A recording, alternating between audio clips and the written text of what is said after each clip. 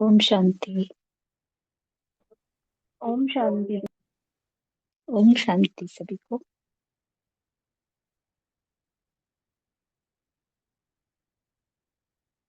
आज बाबा ने आप सबको, सबने मुरली तो सुबह पढ़ी होगी।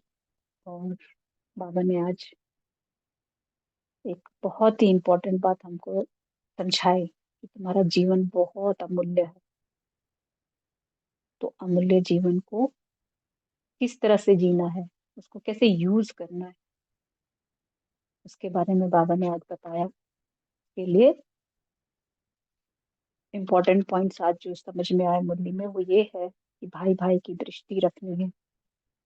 मीन्स खुद को आत्मिक तौर पर हमेशा, मतलब उसी खुद की भी दृष्टि वही रहे और दूसरों को भी वैसे ही देखना है। फिर बाबा ने ज्ञान भक्ति वैराग्य का डीप मीनिंग समझाया और खुद उसको चर्निंग का पॉइंट भी दिया एक्चुअली, कि ज्ञान क्या है, भक्ति क्या है, वैराग्य क्या है।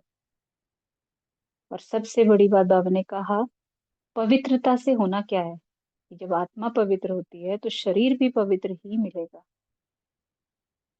और कितने ना हम भाग्यशाली बच्चे हैं कि बाप खुद सम्मुख आकर हम बच्चों को आदि मध्य अंत का, पूरी सृष्टि का, वेदों का, शास्त्रों का सार समझाता है। तो मुरली तो सभी ने पढ़ी होगी। तो सभी सज होते हैं मंथन के लिए कि क्या पॉइंट्स नजर आया आज। तो शुरू करते। आज है 18 मार्च 2025 की प्रातः मुरली, बाप दादा मधुबन। बाबा कहते, मीठे बच्चे, इस समय तुम्हारी यह जीवन बहुत बहुत अमूल्य है, क्योंकि तुम हद से निकल बेहद में आए हो। तुम जानते हो, हम इस जगत का कल्याण करने वाले हैं। मतलब अथॉरिटी, पता है मैं ही हूँ।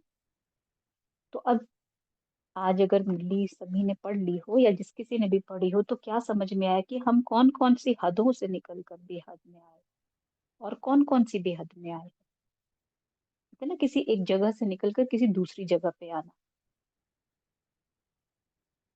तो क्या लगता है, जैसे बाबा ने कहा जीवन बहुत बहुत अमूल्य है, मतलब आज इसी में ही सुबह बाबा ने कम से कम 1 घंटा, इन्हीं लाइंस में बाबा ने 1 घंटा जो है बुद्धि को चर्निंग पे लगाया। ये समय का मतलब क्या, इस जीवन, कौन सा जीवन, इस समय में ये जीवन कौन सा है हमारा। और जो बहुत बहुत अमूल्य चीज होती है, जो बहुत इंपॉर्टेंट चीज है, उसको उसके साथ हम करते क्या है। Means how do we protect that thing. और फिर बाबा ने कहा, हद से निकलकर तुम बेहद में, माने तुम किसी गर्त से निकलकर, हम किसी गंदगी से निकलकर अच्छी जगह पे आते हैं तो कैसे लगता है कि उस जीवन में बाबा वापस नहीं जाना। तो ऐसी कौन सी हदें हैं जिनसे निकलकर हम कौन सी बेहदों में आए हैं, और इस जगत का यानी इस पूरे ब्रह्मांड का कल्याण, कैसा कल्याण हम करने वाले। तो बुद्धि। दीदी, जैसे संकल्पों से, हद के संकल्पों से बेहद के संकल्पों में आ गए। लाइक जैसे कार भी चलाते हैं तो सबसे पहले ये थॉट आता है कि बाबा सबको कन्वेंस मिले, सब बहुत आराम से जाएं, जिसको जहाँ जाना है जैसे जाना है सब आराम से। जैसे कपड़े भी खरीदे लौकिक बच्चों के लिए तो तुरंत ये निकलता है बाबा पूरे विश्व के बच्चों को मनपसंद कपड़े मिल जाएं, सब कोई बिना कपड़े के ना रहे। खाना भी खाया तो पूरे विश्व तक पहुंच जाए, सबका घर अनाज से भर जाए। तो ऐसे बेहद, मतलब जैसे ही कुछ भी अपना पहले कर्म करते तो वो उसमें सारी सोच पूरे विश्व के लिए जा रही है। Very good. यस। और क्या लगता है। ओम शांति। मैंने तो ओम सुबह शांति। मुरली पढ़ी तो मुझे यही फील हुआ, जैसे आज बाबा का गीत था ना, आखिर वह दिन आया आज। तो मुझे ऐसे लगा वाकई बाबा जब हम आपको पुकारते थे भक्ति में इतना ज्यादा है कि कब आप मिलोगे, तो वो मेरी हद थी, स्थूल में थी। और स्थूल में इतनी मुझे संसार नहीं अच्छा लगता था, मेरा अपना पर्सनल अनुभव है। मेरे थी हाय इस दुनिया से मुझे नहीं अच्छा लगता बाबा, मुझे वापस आना ही नहीं है यहाँ पर। लेकिन जैसे ही बाबा मिला तो पता चला मुक्ति जीवन मुक्ति है। तो भाई जीना तो है ही, संसार में दोबारा से आना ही है। और लेकिन फिर बाबा की पढ़ाई से अब ऐसे लगता है कि बाबा मिला है तो सब कुछ मिल गया। मतलब हद जो था ना वो सब निकल गया। बेहद में अब रहना, जब बाबा के साथ रहती हूँ तो वो इतना वैल्यूबल हो गया है जीवन कि एक एक सेकंड भी लगता है कि बस बाबा के साथ ही जुड़ी रहूं। और जिसको पुकारती थी वो तो मेरे साथ ही है, मुझे उसका आह्वान भी नहीं करना पड़ता, बाबा आप आओ। लगता बाबा तो आप तो मेरे साथ ही हो ना। तो जैसे भी आज मुझे सुबह ऐसे लगा कि आप जैसे बाबा का उसमें आता है ना मुरली में, आप हुए मर गई दुनिया। तो मुझे दुनिया लगता है कि मैं तो करेक्ट। हद से बिल्कुल ही निकला, वो मेरी जिंदगी थी ही नहीं निशी की। तो अब मैं तो सिर्फ आत्मा बाबा के साथ, मुझे परमात्मा का मिलन ही करना है हर समय। मुझे ऐसे यस, फील हुआ सुबह। Yes correct. उसको कहते हैं ना, आप हुए मर गई दुनिया, मतलब यस, खुद का चेंज, खुद को ही जब अलग कर लिया तो हम्म। सारी दुनिया अलग हो गई जी। और हम्म। ओम शांति दीदी। जी ओम शांति। दीदी जैसे बीच में सोनिया दी ने एक भट्टी भी लगाई थी जिसमें मतलब ये संकल्प रखा था कि योग में सबका भला हो, सबका मंगल हो, सब सुख पाए, सबका कला। तो वो एक दीदी जैसे एक हैबिट सी बन गई है कि अब जब आज आप कहीं भी निकलो तो किसी को भी देखो, मतलब हर तरफ अब यही चलता है कि वो हद में नहीं रहे, अब यही हर वक्त अंदर अजपा जाप चलता रहता है। ओम करेक्ट। शांति। सबका मंगल हो, सबका कल्याण हो, शुभ भावना, शुभ कामना की दृष्टि। और देखो इसमें जैसे और इसको अच्छे से और भी समझ सकते हैं, ये हुआ हम जो सामने देख रहे हैं, पूरे वर्ल्ड को देख रहे हैं, हमारा हर एक आत्मा के प्रति शुभ भावना, शुभ कामना का एक जो दृष्टिकोण, या बाबा के साथ जो हमारी एक कमराडरी हो गई, एक बॉन्डिंग हो गई है। और उसको जब उसको हमने चख लिया तो सिर्फ एक बाबा के साथ रहना, वो हद से बेहद। अब अगर इसको एक चीज और, एक इनर सर्कल में देखते हैं, जो कि बाबा ने आज थोड़ा सा इस आत्मा को दिखाया, वो ये था जिसे हम कहते हैं ना हद में। हद माने जो यहाँ पे होता है। तो हद की जो, हद का अकेलापन जो हम लोगों के साथ था, हर एक आत्मा के साथ सिक्लूशन, आइसोलेशन में होते थे ना, कैसे कि मतलब कोई सुन नहीं रहा, कोई ध्यान नहीं दे रहा, कोई मुझे इम्पोर्टेंस नहीं दे रहा, या मेरी बातों को नहीं दे रहा, मैं उनके साथ नहीं हूँ तो अलग हो गई।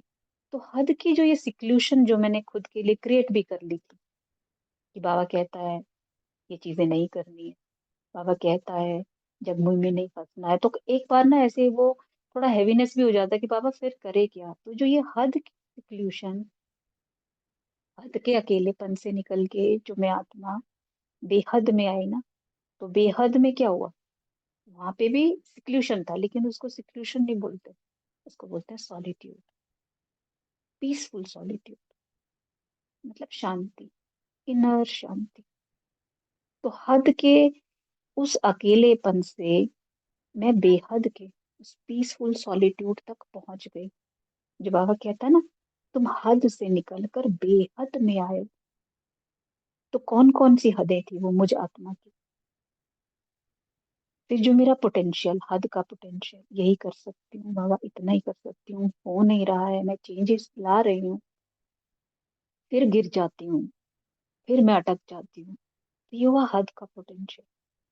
यहाँ से निकलकर मैं आत्मा कहाँ तक पहुंची, बेहद की पॉसिबिलिटीज, बेहद की अपॉर्चुनिटीज तक, बेहद की कैपेसिटी। कितनी कैपेसिटी है पूरे विश्व को समझना, भी तो हम निचले तौर पे समझते हैं, जो हायर लेवल पे समझना, कितनी कैपेसिटी बढ़ गई। पहले हम बैठ भी नहीं पाते थे, हम बोलते थे बाबा ध्यान ही नहीं जाता, टेंशन ही नहीं जाता, कभी इधर बुद्धि भटकती है, उधर भटक जाती है। लेकिन अब मन बुद्धि धीरे धीरे कहाँ जा रही है, बेहद में।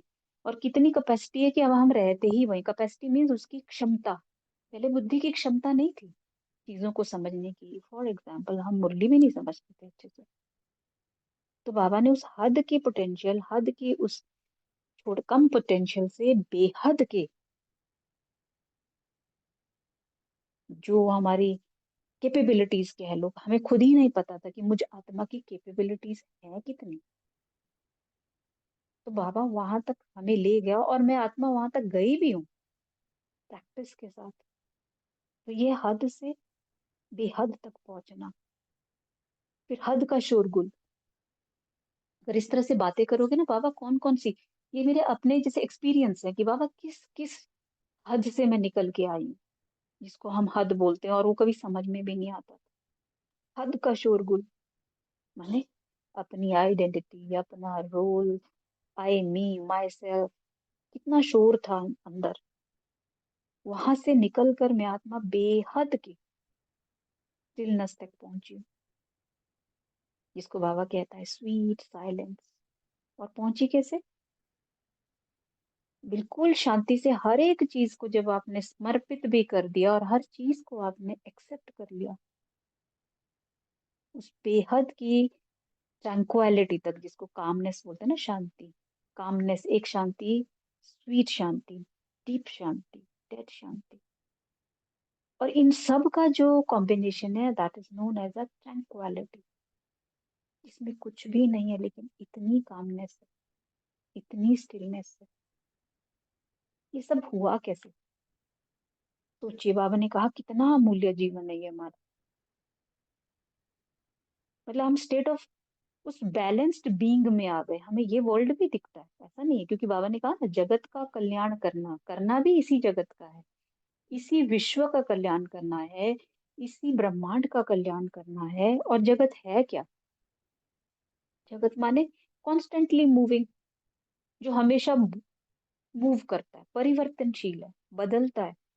तो हमें भी अपनी बार बार, बाबा जो बाबा कहते हैं ना, विधियां बदलो, अपने प्लान्स बदलो, अपने तरीके बदलो, बदल के क्या करना है? कल्याण करना, स्टक अप होकर नहीं करना। तो सोचो, हम इस हद से अपने आप को हम शायद रियलाइज नहीं करते, हमने कितनी ही मेहनत की है, या कितनी प्रैक्टिस की है, कितना बाबा को फॉलो किया, बाबा के साथ किया है, कि हम हद से निकल कर अब बेहद की विजडम तक पहुंच गए, एनलाइटनमेंट तक पहुंच। मतलब हमें देखो, एनलाइटनमेंट क्या होती है? हम बोलते हैं साधु संत को होती है, नहीं, हम लोगों को हो चुकी।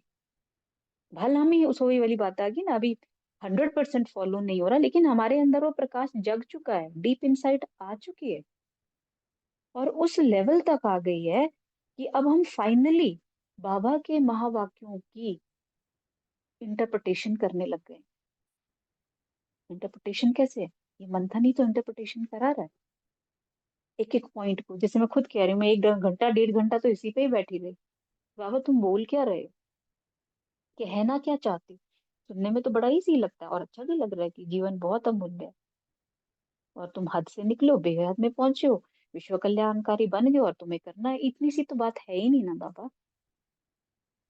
तब जब समझ में आया एक एक पॉइंट, ऐसे ही अगर आप भी बैठे कि कौन कौन सी हदें मेरी थी मुझ आत्मा की, और बेहद में मैं कहाँ कहाँ पहुंची, ये मेरा पर्सनल एक्सपीरियंस है।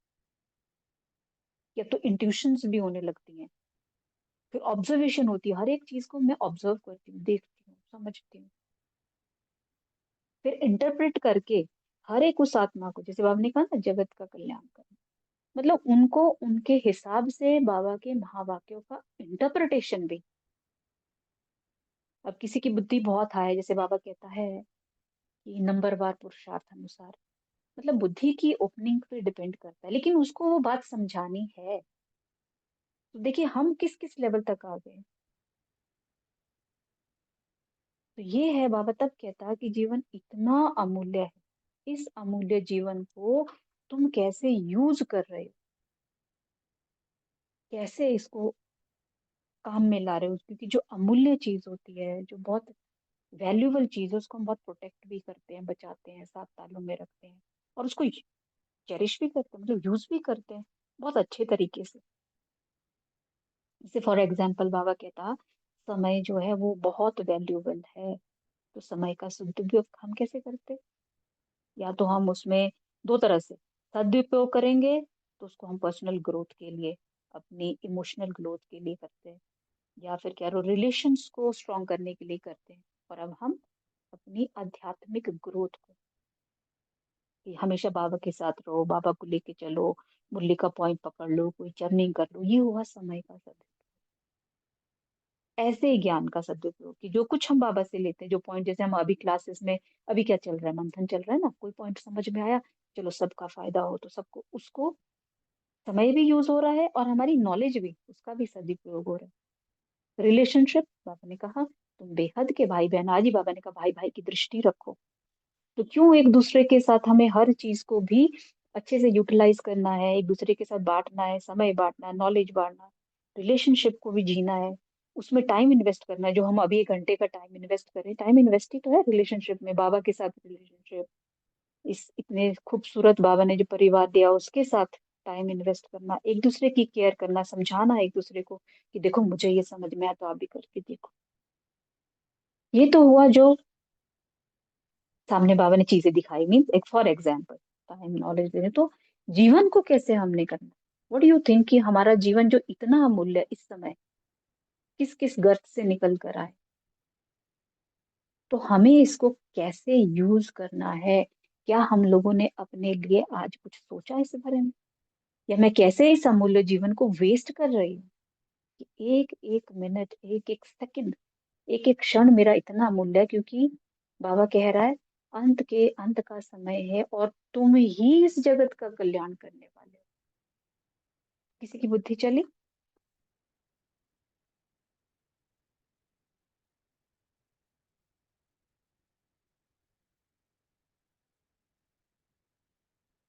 कि अमूल्य जीवन को कैसे यूटिलाइज करना, या कैसे करती हूँ, या इसको मैं कैसे यूज कर रही हूँ, यूटिलाइज कर रही हूँ या वेस्ट कर रही हूँ?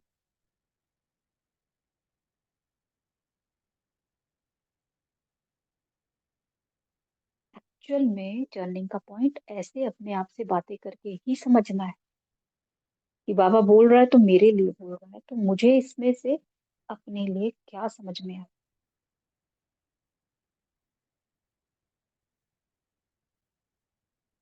कैसे यूज करना है इस अमूल्य जीवन को खुद के लिए। पहले खुद के लिए, फिर ऑफ कोर्स पूरे विश्व, पूरे संसार, पूरे ब्रह्मांड के लिए। जो बाबा ने अभी कहा कि पूरे जगत का कल्याण, जगत इज नॉट ओनली संसार, it is the entire universe, पूरा का पूरा ब्रह्मांड, जिसमें ही पूरे के पूरे ये नवग्रह भी आते हैं, ये पांच तत्व भी आते हैं, और कितने उल्का पीठ भी हैं, कितना कुछ है इसमें। बहुत चीजें तो हमें पता भी नहीं है क्या कुछ है, हमें मोटा मोटे तौर पे जो पता। तो how to utilise my this important जीवन, अमूल्य जीवन को कैसे यूटिलाइज कर, बताएं किसी ने किया वो मंथन तो। ओम शांति। जी ओम हाँ, शांति। जो भी ज्ञान बाबा ने हमें दिया है श्रीमत पे चलने का, और हमें मास्टर नॉलेजफुल बनाया है, और रचता और रचना का ज्ञान हमें सुनाया है, अंधेरे से उजाले की तरफ हमें बताया। उस ज्ञान को जब हम खुद अपने अंदर धारण करके दूसरों को भी समझाते हैं, तभी यही है उसका मतलब उसकी यूटिलाइजेशन। कि अब खुद तो नॉलेजफुल बनना एक बात है, फिर दूसरों को भी उसको समझाना, उस ज्ञान को समझाना, यही है कि और उसका बताएं। सदुपयोग करना। यस। अच्छा। यस ओम शांति, और बताएं।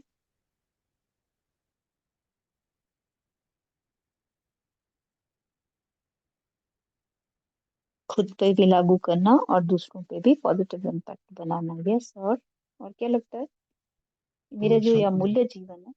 जी जी बोलो। शांति में ऐसा लगता है कि मतलब ठहराव आ गया है मन और बुद्धि का, एक जगह एक पॉइंट पे ठहर गए हैं, और वो इतना महसूस होता है कि बस यहाँ ही ठहरे रहे, और उसी से मतलब सुख शांति आनंद की महसूसता होती है। बिल्कुल मतलब हिलने का मन नहीं करता।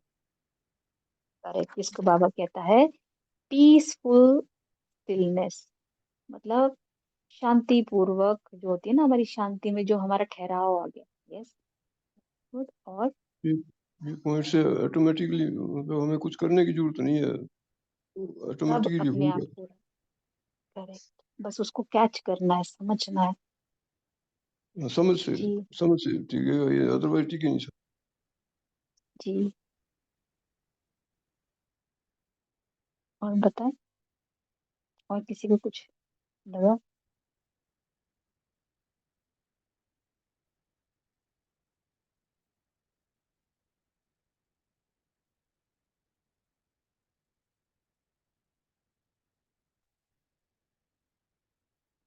सबसे पहले सबसे इम्पोर्टेंट पॉइंट है कि प्रेजेंट में रहना है।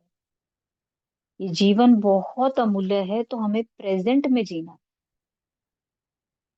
इस समय क्या, इस समय मेरे जीवन में बाबा मुझे क्या डायरेक्शन दे रहा है, क्या समझाने आए। जो कल की बात थी, जो पहले का था वो बीत गया, जो आने वाला समय है वो तब आएगा जब उसको आना है। लेकिन इस समय बाबा मुझे क्या समझा रहा, परिस्थितियों से समझा रहा, या किसी व्यक्ति विशेष से समझा रहा, या मेरी पर्सनल, अपनी पर्सनल मेंटल हेल्थ या मेंटल फिजिकल हेल्थ, किसी भी चीज से बाबा मुझे क्या समझाने की कोशिश कर रहा, या पूरे ब्रह्मांड में जो इस समय, फॉर एग्जाम्पल एक चीज और भी है, ये ग्रह नक्षत्र जो बदल रहे हैं या बदले हैं, ऑब्वियसली हम बोले हम इनको मानते नहीं, क्यों नहीं मानते। एक चीज बड़े अच्छे से आज समझ में आई, पहले हमें बोलते थे ग्रह, हमारे जीवन में ना ग्रहों नक्षत्रों का बड़ा फर्क पड़ता है, ऐसे बोलते थे कि वो उनकी चाल जैसी होगी ना, वैसे उसमें पैदा हुए जो जातक है उनकी वो मन की स्थिति वैसी होगी। लेकिन अब बाबा ने समझाया कि जैसे तुम्हारी इनर स्टेट है, वैसे बाहर इसका फर्क पड़ता है।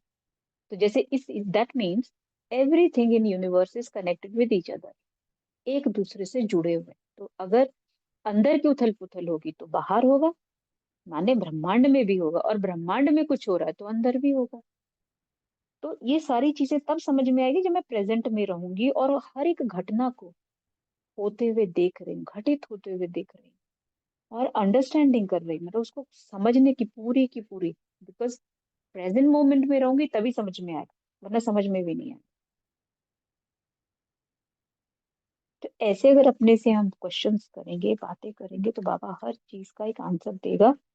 But key point is to be present in the present moment. प्रश्न है, बाप के वर्षे का अधिकार किस पुरुषार्थ से प्राप्त होता है। बाबा कहते हैं सदा भाई भाई की दृष्टि रहे, स्त्री पुरुष का जो भान है वह निकल जाए, तब बाप के वर्षे का पूरा अधिकार प्राप्त हो। परंतु स्त्री पुरुष का भान व ये दृष्टि निकालना बड़ा मुश्किल है। इसके लिए देही अभिमानी बनने का अभ्यास चाहिए। जब बाप के बच्चे बनेंगे तब वर्षा मिलेगा। एक बाप की याद से सतो प्रधान बनने वाले ही मुक्ति, जीवन मुक्ति का वर्षा पाते। आज ना एक इसमें सुबह ऐसे दिमाग में चले, मैं कहा बाबा पुरुषार्थ होता क्या है? हम बार बार एक पुरुषार्थ की डायरेक्शन डेफिनेशन हर बार चेंज होनी चाहिए ऑब्वियसली। जो पहले समझ में आई वो आज के लिए अलग, कल के लिए इस पुरुषार्थ की डेफिनेशन बदल जाएगी। बाबा ने कहा ना कि कौन सा ऐसा पुरुषार्थ करना होता है, तो समझ में आया पुरुषार्थ का मतलब है, बाबा कहता है आपको वर्षा मिलना, फुल वर्षा, फुल ओनरशिप मिलेगी। फुल ओनरशिप का मतलब है जो कुछ मेरे बाबा का है वो सब कुछ मिलेगा, लेकिन उसके लिए कुछ पुरुषार्थ।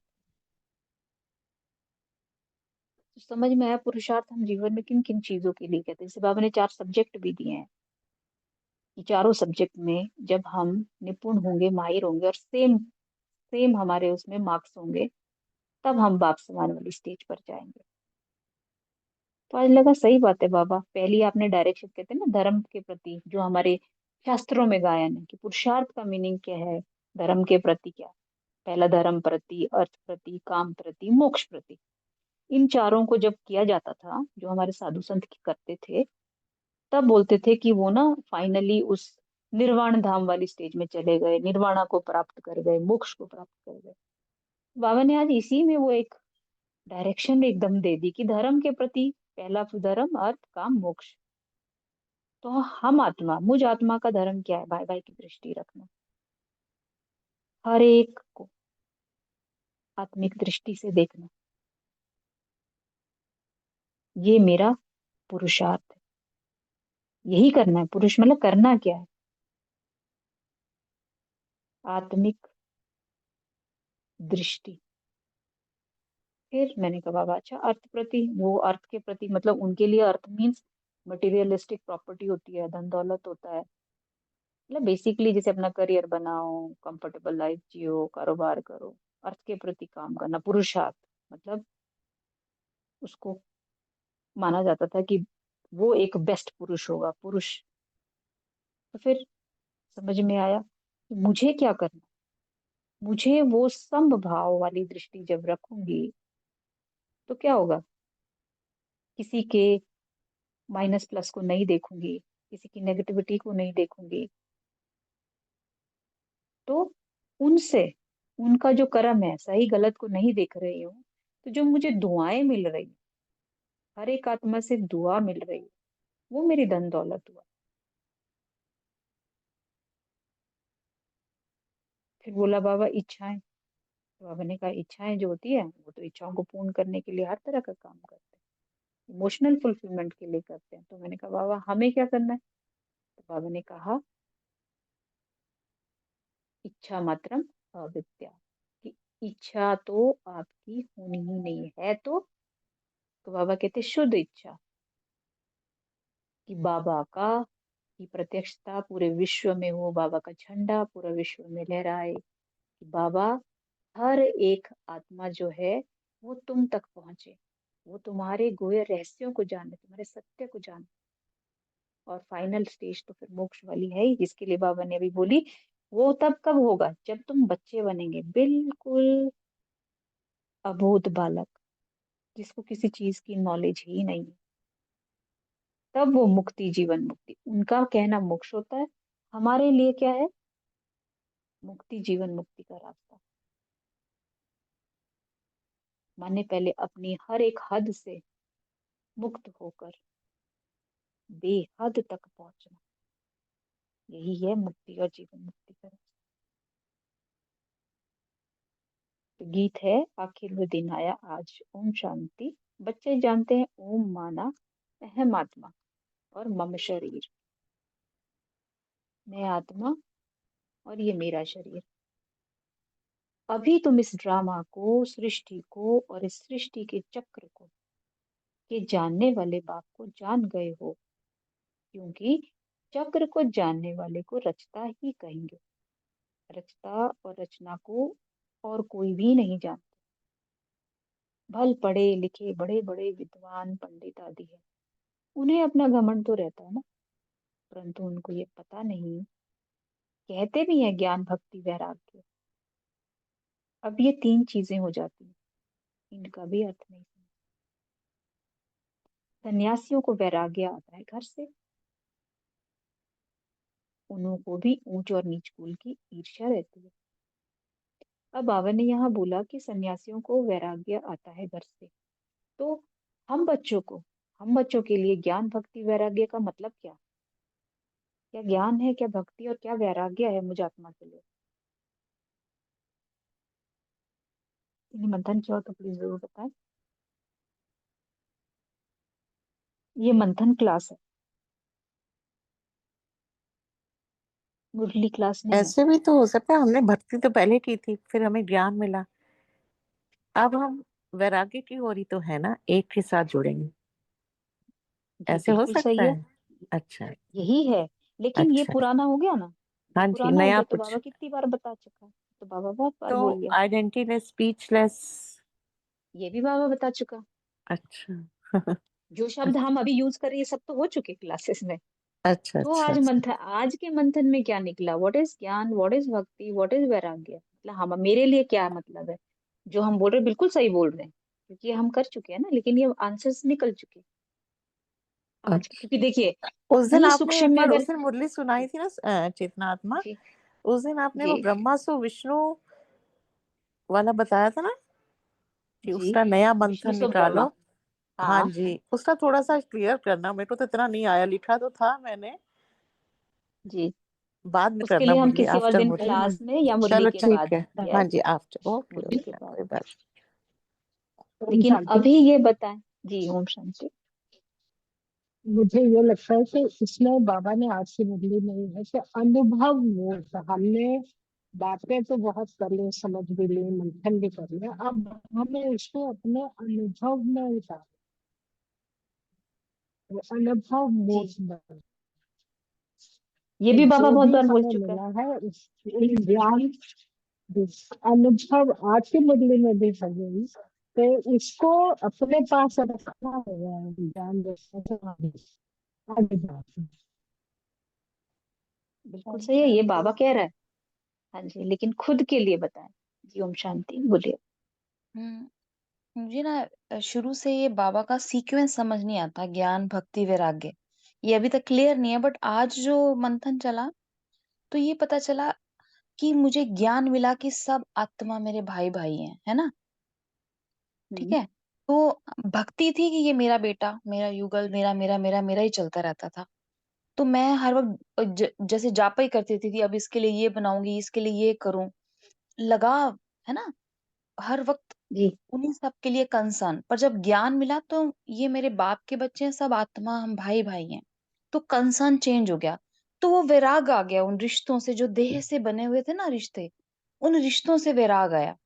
पर जो रूहानियत का प्यार है वो तो अभी भी फुल इंटेंसिटी में है। दैट इज ज्ञान। ये लगा। यस। और वैराग्य, और समझिए, और समझिए। वैराग्य मीन्स इसकी रिश्तों से सीक्वेंस बाबा ने वैराग भले आया लिखी ना। है, ज्ञान भक्ति वैराग्य बाबा ने जो ये दिया ना, जैसे एक लाइन आती है ज्ञान भक्ति वैराग्य। इसको तो अगर आप लौकिक में भी देखो तो ज्ञान आएगी, भक्ति आएगी, और वैराग्य हो जाता है एक सीक्वेंस में, क्योंकि जो नॉर्मल बोलचाल की भाषा है बाबा उसी को यूज करता है। लेकिन हम बच्चों की जब चर्निंग चलती है, जब बाबा हमसे अलग से बैठ के बात, अभी ये बाबा ने बोला है हर एक आत्मा के लिए ज्ञान भक्ति वैराग्य। क्योंकि देखो जब हम ज्ञान मार्ग में भी थे, मतलब सॉरी भक्ति मार्ग में थे, तो हमें उसकी भक्ति का भी तो एक ज्ञान चाहिए होता था ना। कि हर लोग तो भक्त नहीं है, सारे तो भगवान को नहीं मानते, कई तो वैसे ही जीवन में खुश है, कई इस चीज को मानते हैं कि कोई तो एक पावर है, फिर भक्ति करते हैं कि उसे डरते हैं कि भाई ठीक है, नहीं ऐसा नहीं करे तो भगवान नाराज होगा, वैसा नहीं करेंगे तो ये भगवान नाराज, और वैराग्य एंड में हम उस चीज को बोलते हैं सारी दुनिया को छोड़ दो। हम बच्चों के लिए सीक्वेंस अलग है, अलग हो सकती है, मतलब आप किसी भी वे में इसको समझ सकते हैं। अच्छा, ज्ञान लेकिन तो भक्ति मुझे वैराग्य। ऐसा ऐसा लगा कि बाबा हर मुरली में कहते हैं देह सहित देह के सब संबंधों को छोड़ो, है ना, भूल जाओ। छोड़ना इन सेंस भूल जाओ। तो जब तक वैराग नहीं आता तो संबंधों से की जो भक्ति करते रहते हैं ना, इसको खुश कर लूं, इसको खुश कर लूं, इसके लिए ये लाऊं तो ये मुझे गुडी समझे, है ना, इसके लिए ये करूं। तो वो वैराग आया किससे? ज्ञान से ही तो आया वैराग। प्यार तो अभी भी, रूहानियत वाला प्यार तो हर आत्मा के प्रति है मन में, है ना। बिल्कुल। तो ऐसा लगा कि वैराग। विराग का मतलब ये छोड़ना नहीं है कुछ भी। यस। हम्म। छोड़ना नहीं। जो आपने बोला ना, प्रेम पूर्वक एक्सेप्टेंस इज वैराग। अभी जी। तक हम वैराग्य मानते थे छोड़ना। हमने घर परिवार को छोड़ दिया, रिश्ते संबंधों को छोड़ दिया, इनके बारे में सोचना छोड़ दिया, इनसे कुछ नहीं मिलने वाला है, तो मोटा मोटा तौर पे वैराग्य मीन्स व्हाट? सबको एक्सेप्ट करना ज्ञान प्रेम से, इस ज्ञान तरह। और ज्ञान और भक्ति का भी अज्ञान हो हमें, उस यस। भाव में पहुंच जाएंगे, अव्यक्त भाव में पहुंच जाए। ये ज्ञान भी ना हो, जैसे बच्चे को कुछ ज्ञान नहीं होता है, इनोसेंट है, तो उसी प्रकार हमें, मतलब इस किसी बात का ज्ञान भी चाहे ना हो, लेकिन हमें इतनी खुशी हो कि जैसे बच्चा खुश रहता है, उसे कुछ नहीं पता कि कौन कौन है संसार में मेरा, ऐसा भाव। तो आज एक काम करते हैं, ज्ञान भक्ति और वैराग्य की न्यू डेफिनेशन आज इस पे चर्निंग करते, मंथन करते कि बाबा अब नया क्या बताना चाह रहा है। जो कुछ बाबा ने पहले बताया वो 100% एक्यूरेट है, जो कुछ हम अभी तक बोल रहे हैं समझ रहे हैं बिल्कुल एक्यूरेट है, लेकिन नया पॉइंट क्या। तो आज ही इस होमवर्क को प्लीज नोट करें, और करिएगा जरूर, सब अपने लिए करिएगा। तो अब ये तीन चीजें हो जाती हैं, इनका भी अर्थ नहीं समझते। सन्यासियों को वैराग्य आता है घर से, उन्हों को भी ऊंच और नीच की ईर्ष्या रहती है। ये ऊंच कुल का है, ये मध्यम कुल का है। इस पर उन्हों का बहुत चलता है, कुंभ के मेले में भी उन्हों का बहुत झगड़ा हो पड़ता है कि पहले किसकी सवारी चले। इस पर बहुत लड़ते हैं, फिर पुलिस आकर छुड़ाती है। यह भी देव अभिमान हुआ ना। भल अभी देखो बाबा ने कितनी अच्छी बात सामने रख दी। बाबा ने कहा भल अभी इतना कुंभ का इतना बड़ा महान मेला हुआ जी, 144 साल के बाद हुआ, हर इंसान आया गया, सब कुछ हुआ।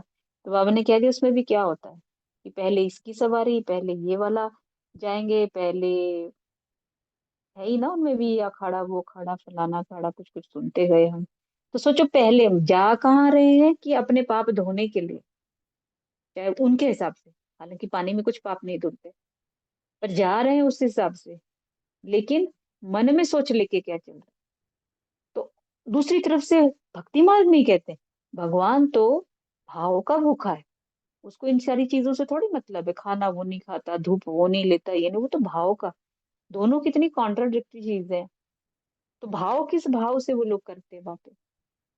और चित्तात्मा हमारे यहाँ से कुछ काफी आत्माएं गई थी। एक अपना एक्सपीरियंस सुना रहे थे कि जब वो स्टार्टिंग में गए ना, तो सबसे पहले वो स्नान करते हैं, इतना हल्ला करते हुए पहाड़ों से वो नीचे उतरते हैं।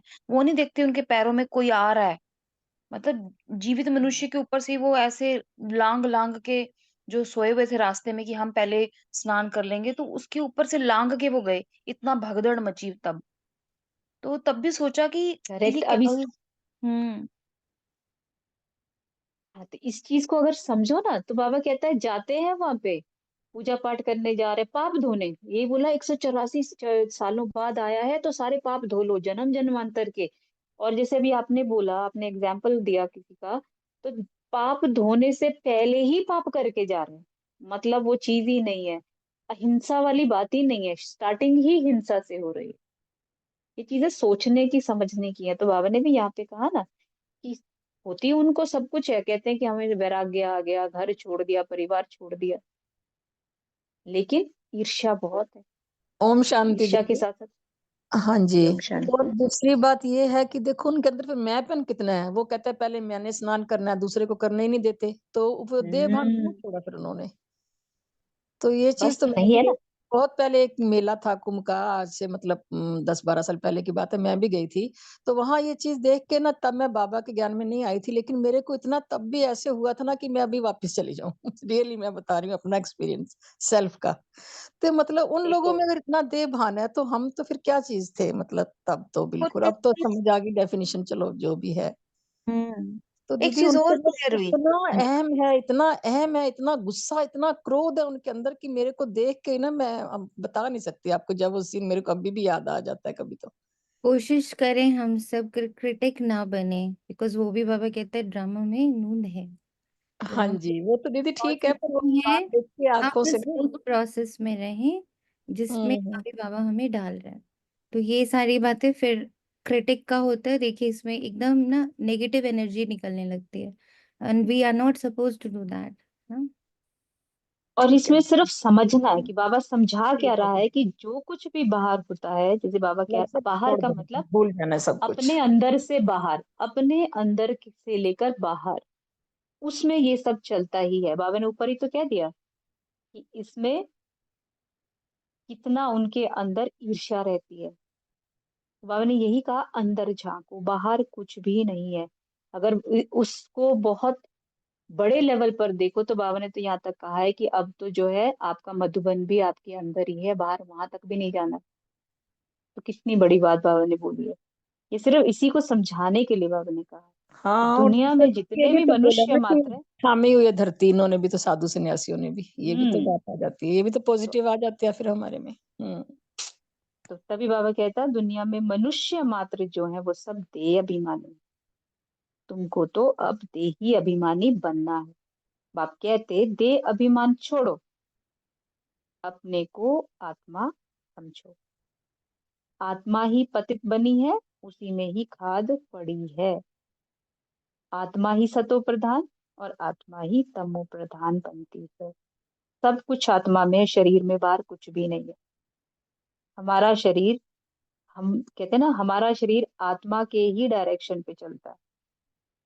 उसको सतो प्रधान बना लो, उसको तमो प्रधान बना। जैसे एक दिन बाबा ने कहा था, 2-4 दिन पहले मुरलियों में, कि एक है रावण का राज्य, एक है बाबा का राज्य, एक बाबा की मत है, एक रावण की मत है। मैं सिर्फ बीच में खड़ी हूँ। मुझे चलना किस मत पे है, देखना ही बस उसको है। जिसकी मत पे चल दूंगी उसके समान बन जाऊंगी, क्योंकि मैं इन दोनों से ही अलग हूं। देखा जाए तो अभी तो ना तो मैं रावण की मत पे हूँ, और ना ही मैं फुली बाबा की मत पे हूँ, बीच पे खड़ी हूँ ना। तो बार बार बार बार बार बार अपने आप की ही चेकिंग करनी है, अभी मैं किधर चल दी। क्योंकि जो मुझ आत्मा की जर्नी है, जिस रास्ते पे मैं चलूंगी वही मैं बनूंगी। बस सिंपल इज दैट। और बाबा ने आगे कहा, जैसी आत्मा वैसा शरीर मिलता है। जैसी आत्मा वैसा शरीर। अब हम बोलेंगे जिस दिन मैं 100% सतो प्रधान हो जाऊंगी उस दिन मैं सतयुग में चली जाऊंगी और मुझे सुंदर शरीर मिलेगा। वो तो बात की बात है, आज अभी की बात है ना। भले आज तमो प्रधानता है, भले आज चारों तरफ बाबा कह रहा है कि माया का राज्य है, तमो प्रधानता है, लेकिन इस समय अगर मैं आत्मा सतो प्रधान वाली स्टेट में हूँ तो मेरा शरीर भी सतो प्रधान है। कैसे पैदा हुआ उसको छोड़ दो, मेरे शरीर की स्टेज आज क्या है, अगर इसको प्रैक्टिकल वे में देखना है कि अगर मेरे अंदर आत्मा में कोई खाद अभी नहीं पड़ी है तो मेरा शरीर भी मुझे तंग नहीं करेगा। पांचों तत्वों का शरीर है ना, तो वो मुझे अभी तंग नहीं करेगा, उसी को सतो प्रधान मान के चलते। हाँ, चेंज होगा जब मैं 100% स्टेज पे पहुंचूंगी, ये शरीर छोड़ दूंगी, फिर सतयुग में जाके पहुंचूंगी तो वहां शरीर भी सुंदर। But that is again future. ऊपर ही बाबा ने बोला कि ना तो पास्ट में रहना है ना फ्यूचर में रहना है, प्रेजेंट में रहना है। और प्रेजेंट में अगर मुझे कोई चीज तंग कर रहा तो that means there is something जो मुझ आत्मा के अंदर ही चल रहा है और मुझे कैच नहीं हो रहा। मोटे मोटे तौर पे तो हम अपने आप को सिर्फ और सिर्फ हमेशा ही कहते हैं मैं ये भी कर लिया, मैंने ये भी कर लिया, मेरी ये भी प्रैक्टिस है, मेरी वो भी प्रैक्टिस है, मैं ये भी समझ गई, मैं वो भी समझ गई। देन व्हाई ये जो मेरा इस आत्मा का ये जो कहते हैं ना ये रथ है, why it is not in that coherence with the soul. मतलब होगा सब कुछ, बीमारी दुख तकलीफ ऐसा नहीं कि नहीं आएगी, but it is not going to affect me. तो बाबा कहता है कि आत्मा ही सतो प्रधान तमो प्रधान बनती, जैसी आत्मा वैसा शरीर। और ये मैंने बहुत अच्छे से खुद के साथ एक्सपीरियंस किया है कि अगर हैवीनेस आती है, बोझ आता है दिमाग में, या थोड़ी सी डिस्टरबेंस होती है, एकदम पूरा शरीर हिल जाता है मेरा। और हिला है, रादर हिला हुआ भी है। तो कहीं ना कहीं वो बहुत माइन्यूटस है, बहुत सूक्ष्म है जो पकड़ना है अपने साथ। तो श्री कृष्ण की आत्मा सुंदर है तो शरीर भी बहुत सुंदर होता है। अब शरीर को हम लेते हैं ये 5 तत्वों का शरीर, ये नहीं है शरीर। कृष्ण की आत्मा सुंदर तो शरीर भी बहुत सुंदर। कौन सा शरीर, ये भी सोचना है कि शरीर की बात हो रही है। उसके शरीर में बहुत कशिश होती है। कौन सा शरीर है हमारा अभी जिसमें बहुत कशिश है?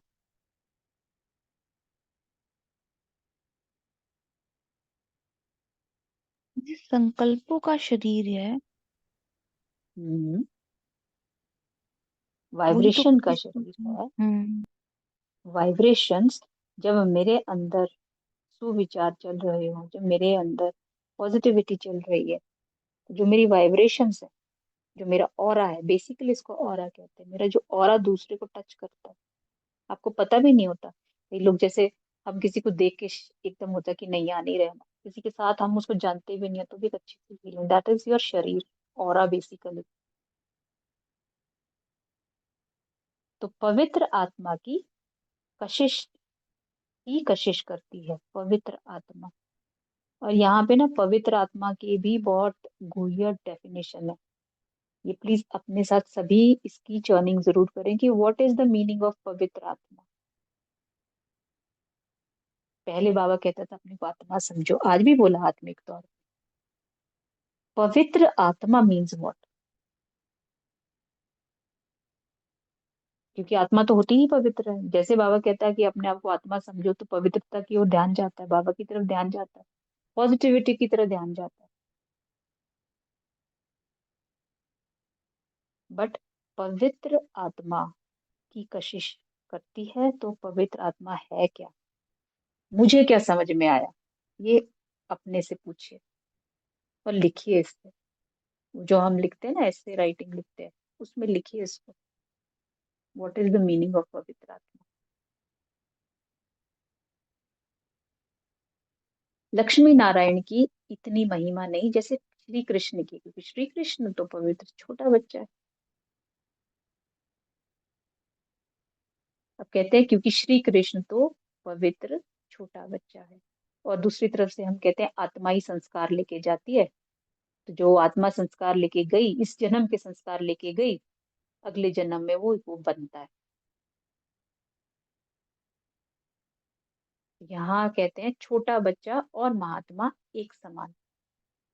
महात्माएं तो फिर भी जीवन का अनुभव कर विकारों को छोड़ते, घृणा आती। बच्चा तो है ही पवित्र। अब अगर वो पिछले जन्म के संस्कार लेकर आया, माइनस नेगेटिव संस्कार लेकर, क्योंकि आत्मा लेकर आती है, तो वही बच्चा जब छोटा है तो वो पवित्र कैसे हुआ?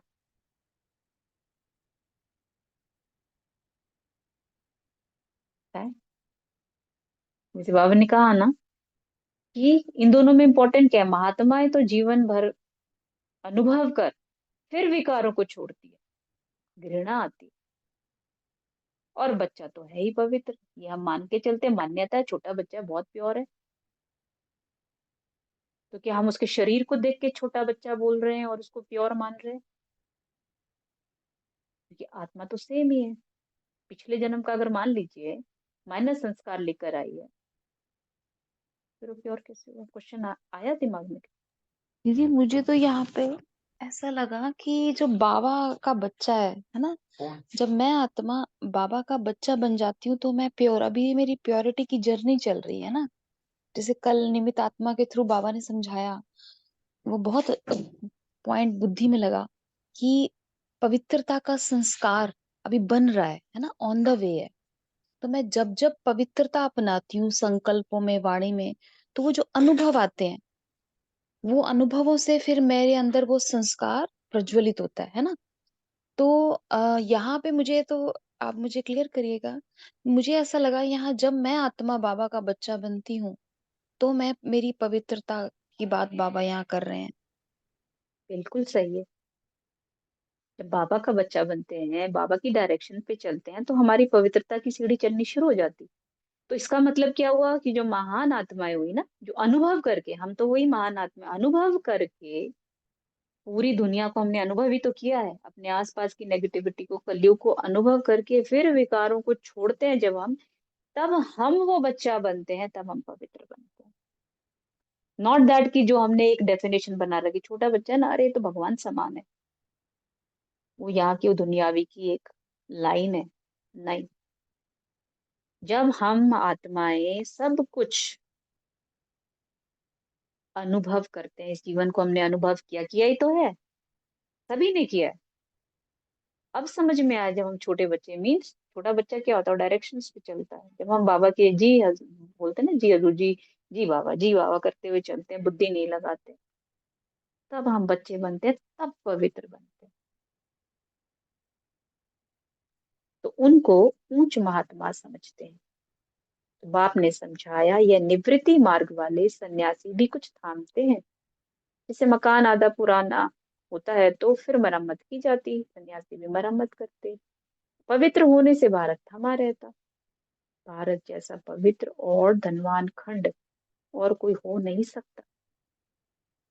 अब बाप तुमको रचता और रचना के आदि मध्य अंत की स्मृति दिलाते, क्योंकि वह बाप भी है, टीचर भी है और गुरु भी है। अब बाप तुमको रचता और रचना, अब यहाँ रचता कौन है, रचना कौन है, आदि मध्य अंत की बात बाबा क्या कर रहा है? क्योंकि बाबा तो अभी साइड पे होके हमें समझा रहे हैं ना, तो इस पे भी बुद्धि चलानी। बाबा यहाँ पे क्या कहने की कोशिश कर रहे हैं, क्या समझा रहे हैं? तो गीता में श्री कृष्ण भगवान वाच लिख दिया, उनको कभी बाबा कहेंगे क्या, अथवा पतित पावन कहेंगे क्या? जब मनुष्य पतित पावन कहते तो श्री कृष्ण को याद नहीं करते, वह तो भगवान को याद करते। फिर कह देते पतित पावन सीताराम रघुपति राघव राजा राम। कितना मुंजारा,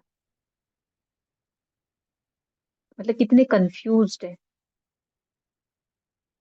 एक तरफ से उसको भगवान नहीं मानते कि भगवान तो कोई और है, दूसरी तरफ से गुणगान भी इन्हीं के गाते हैं, तो कितनी कंफ्यूजन है, कितना मुजारा है।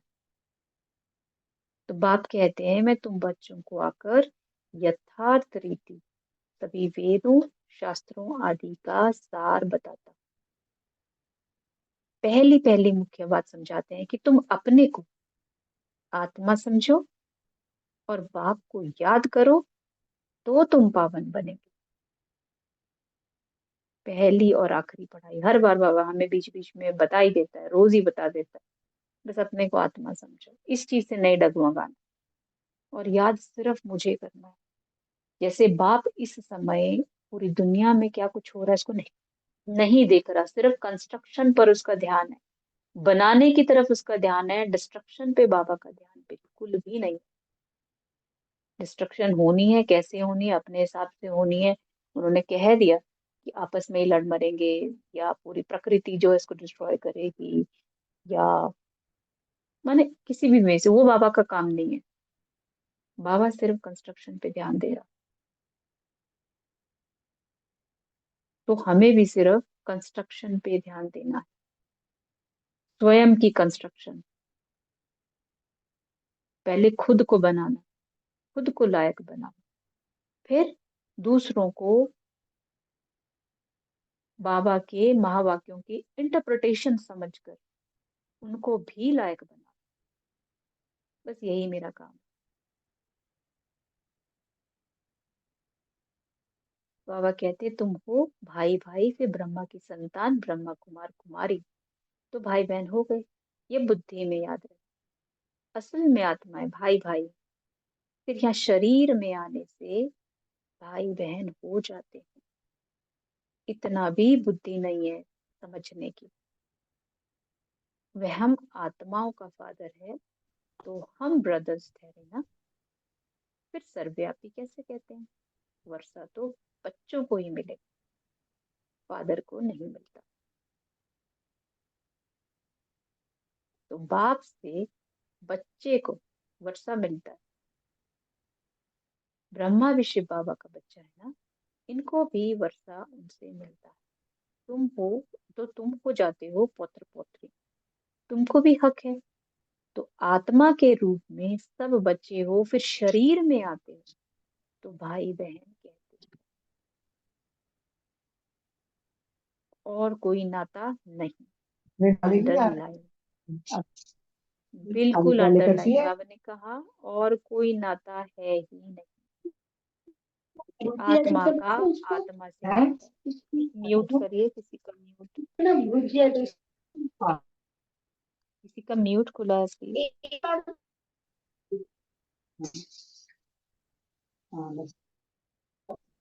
अगर इसको अंडरलाइन कर दो, बाबा ने कहा सदा भाई भाई की दृष्टि रखनी, और किसी के साथ हमारा कोई नाता है ही नहीं, कोई भी नाता नहीं। तो स्त्री पुरुष का भान भी निकल जाएगा। जब मेल फीमेल दोनों ही कहते हो ओ गॉड फादर, तो भाई बहन हुए।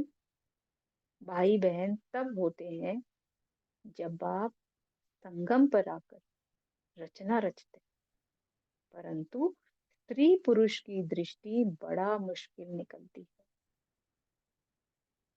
अगर इसको भी देखा जाए, अगर इसको समझा जाए, तो स्त्री पुरुष की दृष्टि, उसमें हम इतने लिप्त है, इतने चिपक जाती है आत्मा की वो भान बहुत रहता है। वरना ये भी एक रोल है, स्त्री पुरुष का रोल है उस समय, आज की बात नहीं है। बाबा ने सृष्टि चलाने के लिए जो भी रोल जिसको दिया है वो उस हिसाब से कर रहा है। आत्मा इन चीजों से अलग है, स्त्री पुरुष के भान से भी अलग है, उस रोल से भी अलग है। लेकिन ये जो दृष्टि है, इससे निकलना बाबा कह रहा है मुश्किल है। क्यों? क्योंकि दिखता है ना, इन आंखों से दिखता है, लेकिन उस समय वो रोल नहीं दिखता, उस समय सिर्फ शरीर दिख रहा है कि हाँ ये स्त्री है ये पुरुष है। आत्मा आत्मा देखेंगे तो लगेगा ये दोनों साथ में, चाहे वो युगल है, चाहे भाई बहन है, चाहे माता पिता है, चाहे बेटा बेटी है, चाहे कोई भी रिलेशनशिप है, अगर हम उसको सीधा देखोगे तो रोल प्ले कर रहे हैं, एक आत्मा है, बस बात खत्म। बाहर की मिट्टी को ना देखें, कॉस्ट्यूम को ना देखें, तो बाबा कहता है देखो ये बहुत इजी हो जाएगा कि कोई नाता ही नहीं बनता किसी से, कुछ और रहता ही नहीं है।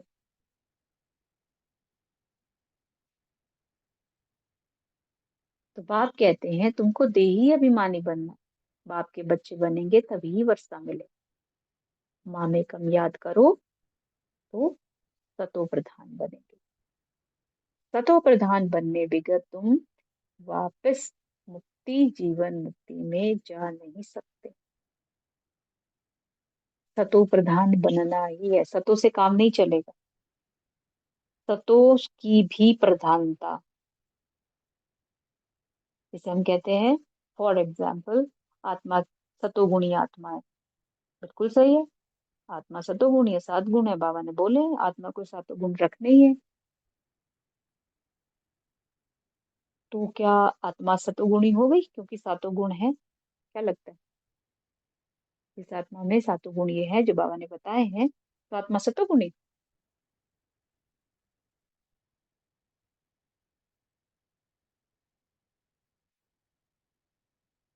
बोले।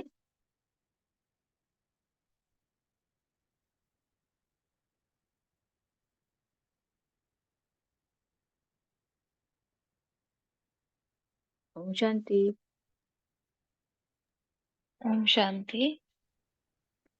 7 गुण धारण किए, बाबा ने कहा ना आत्मा 7 गुणों से बनी है, तो सतोगुणी हो गई मैं आत्मा, अगर ये 7 गुण मेरे पास है तो।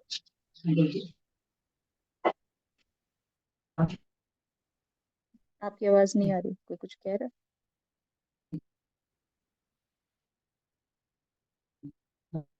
सातों गुणी में भी तो चेतनात्मा ऐसा लगा कि जो मेरी प्रॉपर्टी है, जब तक मैं उसको यूज ही नहीं कर सकती या नहीं करती हूँ, तो मुझे महसूस कैसे होगा कि वो कोई चीज मेरे पास है। बाबा भी कहते एब्सोल्युटली, हैं क्योंकि बाबा, यस, क्योंकि बाबा ने तो कहा 7 गुण तो है ही अपना किसका म्यूट चल रहा है बीच में? प्लीज, बहुत डिस्टरबेंस हो रही है। कृष्ण आत्मा जी। हाँ प्लीज अपना म्यूट देखिए। अ, जैसे बाबा ने कहा ना आत्मा सतोगुणी है, वो तो बाबा कह ही रहा है कि आत्मा में 7 गुण है, तो मैं सतोगुणी थोड़ी हो गई? बिल्कुल सही। जब तक मैं उन गुणों को पहली बात समझू नहीं, फिर मैं उनको यूज ना करूं, तो मैं सतोगुणी हो ही नहीं सकती। वो तो मेरे पास है, वो तो प्रॉपर्टी बाबा ने दे रखी है। वो तो तब भी मेरे पास थे, मुझ आत्मा के पास वो 7 गुण तब भी थे जब मैं इग्नोरेंट थी, या कह लो जब मैं भक्ति मार्ग में थी, या जब मुझे बाबा का ज्ञान नहीं था, वो तो तब भी थे मेरे पास। बट तब मैं सतोगुणी नहीं थी। मैं सतोगुणी तब बनी जब मैंने उन प्रॉपर्टीज को यूज किया, जब मैंने दिव्य गुणों को धारण किया। मतलब दिव्य गुण मीन्स क्या हुआ? जब मैंने इस प्रॉपर्टी को, आत्मा के इन 7 गुणों को यूज करना शुरू किया, तो मैं दिव्य आत्मा बनी। तो उन दिव्य गुणों को मैंने धारण किया, तब मैं सतोगुणी बनी। ये भी चीजें समझनी है कि सतो प्रधान का मतलब क्या, सतोगुणी का मतलब क्या। क्योंकि सब कुछ है, खत्म कहीं नहीं हुआ, लाना भी कहीं से नहीं है। तो उन प्रॉपर्टीज को यूज करते हैं तब बनते हैं।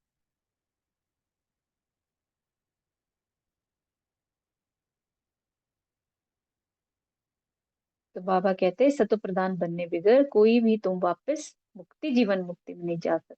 यह युक्ति सन्यासी आदि कभी नहीं बताएंगे। वो ऐसे कभी नहीं कहेंगे कि अपने को आत्मा समझ, बाप को याद करो। बाप को कहा जाता है परम पिता, परम माता, सुप्रीम। परम पिता, परम आत्मा,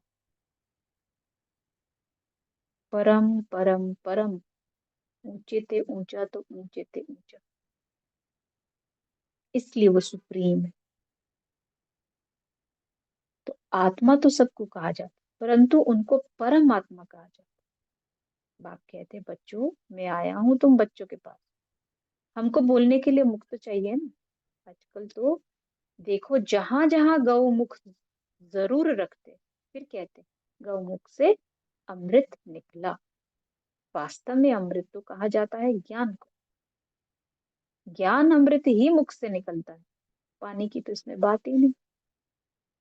यह गौ माता भी है, बाबा इनमें प्रवेश हुआ। यहाँ बात हो रही है ब्रह्मा बाबा। ब्रह्मा बाबा को गौ माता भी कहते हैं क्योंकि इनमें शिव बाबा की प्रविष्टा हो। तो बाप ने इन द्वारा तुमको अपना बनाया है, इनसे ज्ञान निकलता है। उन्होंने तो पत्थर का बनाकर उसमें मुख बना दिया जहां से पानी निकलता। वह तो हुई भक्ति की रस्म। यथार्थ बातें तुम जानते हो। भीष्म पितामह आदि को तुम कुमारियों ने बाण लगाए। अब यहाँ किस भीष्म पिता की बात हो रही है? कौन से बाण लगाए? किसी ने मंथन किया है तो प्लीज बताएं।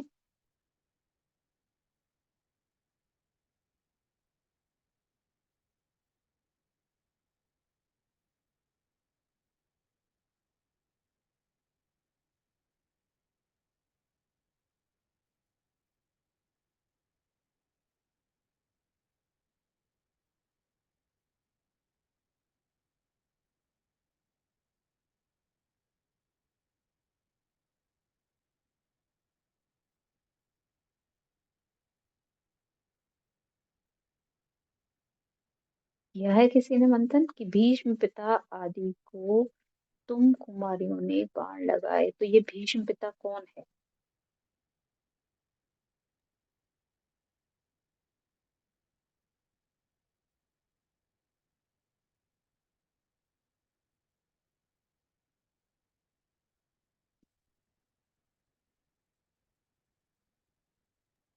ब्रह्मा बाबा है क्या? मतलब ओम सॉरी। शांति दीदी। ब्रह्मा बाबा नहीं। और सोचे। ओम शांति दीदी। जी। जी ओम शांति। दीदी जैसे महाभारत के बारे में कहा जाता है कि भीष्म मतलब एक बुजुर्ग थे सबसे बड़े, तो वो उनके बहुत कड़े संस्कार थे। तो इसको अगर ज्ञान से देखें तो जो हमारे 63 जन्मों के कड़े संस्कार वो भीष्म है, और उसको जैसे हम बाबा के ज्ञान से जो तीर लगा रहे हैं वो धीरे धीरे परिवर्तित हो रहे हैं। ओम शांति। करेक्ट। ये भी ऐसे भी बिल्कुल सही, ये भी एक पॉइंट है। अपने अंदर ही ढूंढो, सब कुछ अपने अंदर है, बाहर कुछ भी नहीं है। बिल्कुल सही है, बिल्कुल सही डायरेक्शन है। और इस पे सोचो और क्या। ओम शांति। भीष्म। भीष्म जो मतलब जो आइडेंटिटी है उनका कैरेक्टर मेनली दिखाया गया कि वो अपनी मान्यता और अपनी कसम पर बड़े अडिग थे रहे, कि जो कसम ले ली तो ले ली, अब उसमें अच्छा हो बुरा उससे कोई मुझे फर्क नहीं पड़ता।